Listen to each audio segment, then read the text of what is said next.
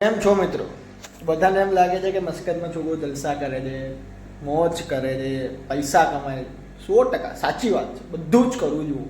પણ જમવાની વાત આવે ત્યારે આપણે ગુજરાતી મમ્મીના હાથનું યાદ કરીએ છીએ. તો હું શ્રાવણ મહિનો રહ્યો છું રેડી. તો શ્રાવણ મહિનામાં મસ્કતમાં કશું મળતું નથી, કશું પણ નહીં. તો આપણે અમારે ઘરે બનાવવું પડે છે.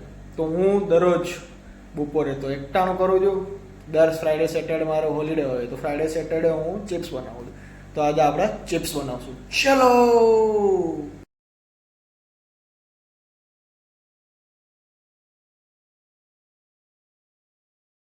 નાખી દઈશું.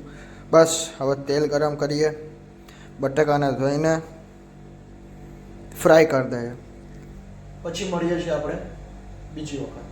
ઓકે. હેલો ગાઈસ, બટાકા ફૂલાઈ ગયા છે.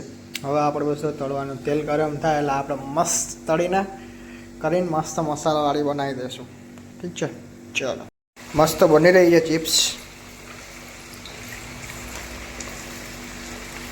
Yummy yummy